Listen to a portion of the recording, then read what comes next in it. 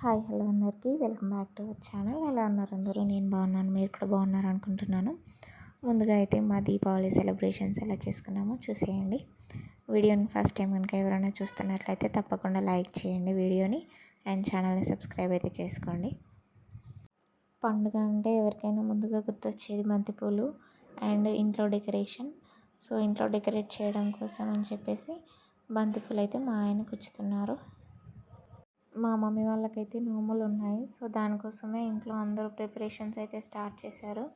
మా డాడీ చాటలోకి ఇస్తారాకు అదంతా ప్రిపేర్ చేస్తున్నారు. మమ్మీ వాళ్ళు అయితే వంటల సంగతి చూసేసుకుంటున్నారు.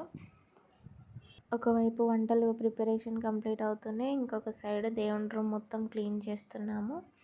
మార్నింగే మమ్మీ అయితే దీపం ముట్టించేసి తర్వాత మళ్ళీ రూమ్ అంతా క్లీన్ చేసి దేవుడి పటాలను మళ్ళీ ఫ్రెష్గా బొట్లు పెట్టి అలంకరణ చేస్తుంది. ఇక్కడ డాడీ అయితే మాకు నోములు ఉన్నాయి కాబట్టి చాటలోకి ఇస్తారాకు అవన్నీ ముందే ప్రిపేర్ చేస్తున్నాడు.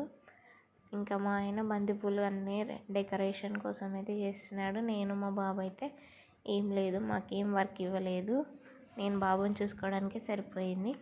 సో ఈవినింగ్ వరకు అయితే ఇలా చిన్నగా డెకరేట్ చేసాము, దీపాలు అయితే పెట్టేశాము.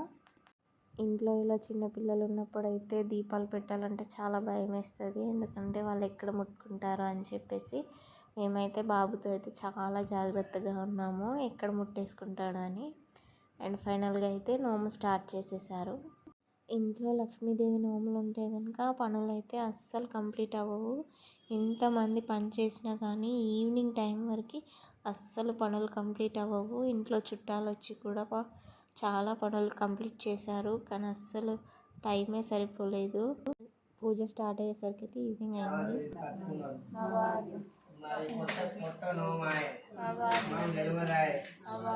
చేసిన పెద్దవాళ్ళతో తీసుకొచ్చుకున్నారు.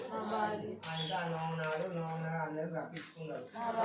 రప్పించుకొని అన్ని రకాలు తెచ్చుకొని అప్పాలు చేసుకున్నారు, అన్ని రకాల చేసుకున్నారు బట్టలు. ఈ విధంగా 1.5 hour అయితే నోము కంప్లీట్ చేసేసి అందరం కూర్చొని భోజనాలు అయితే చేస్తున్నాము. ఫైనల్గా భోజనాలు చేసేసరికి అయితే నైట్ 9:30 అయిపోయింది. 9:30 తర్వాత ఇంకా క్రాకర్స్ కాలుద్దామని చెప్పేసి కొంచెం రిలాక్స్ అయిపోయాము. 5 to 10 minutes అలా రిలాక్స్ అయిపోయి క్రాకర్స్ కాల్చడానికి అయితే ప్లాన్ చేస్తున్నాము. సో ఇన్స్టాగ్రామ్లో అక్కడ ఇక్కడ కొన్ని రీల్స్ చూసాము, ఎలా కాలుద్దాము అది ఇది అని చెప్పేసి నేను మా మరదలు ఇంకా చూసాము, చాలా ట్రై చేసాము. కానీ అందులో వర్కౌట్ అయినవి 1-2 మాత్రమే ఉన్నాయి. వర్కౌట్ చేయాలంటే అన్నీ వర్కౌట్ చేయొచ్చు, కానీ అక్కడ క్రాకర్స్ అంటే చాలా భయం ఉన్న వాళ్ళు ఉన్నారు కాబట్టి అందులో మాకు 1-2 మాత్రమే వర్కౌట్ అయ్యాయి. ఇంకా చాలా లేట్ అయిపోయిందని చెప్పేసి మేమైతే బాబుని పడుకోబెట్టేసి క్రాకర్స్ అయితే స్టార్ట్ చేసాము. మాకు వర్కౌట్ అయింది అయితే ఈ ఒక్క రీల్ మాత్రమే మాకు వర్కౌట్ అయింది. ఇది కూడా చాలా ప్లాన్ చేసి ఇలా అందరం ఒకేసారి కూర్చోవాలి, అందరికీ ఒకేసారి లైట్ అవ్వాలి అని చెప్పేసి ట్రై చేస్తే చిన్నగా లాస్ట్లో అయితే ఇలా వర్కౌట్ అయిపోయింది. ఇలా మీ ఫ్యామిలీతో మీరు కూడా క్రాకర్స్ కాల్చడానికి తిప్పలు పడ్డారా?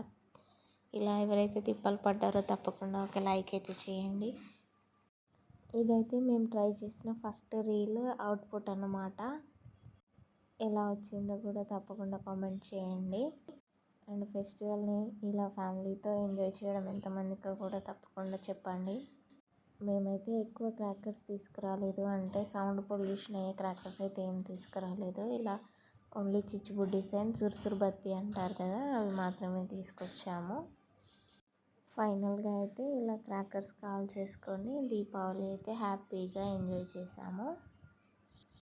ఇదైతే మా బాబుతో మేము జరుపుకున్న ఫస్ట్ దీపావళి. కానీ బాబు అయితే పడుకుండిపోయాడు, క్రాకర్స్ని చూస్తే భయపడతాడని చెప్పేసి పడుకోబెట్టేసి మేము క్రాకర్స్ అయితే కాల్ చేసాము.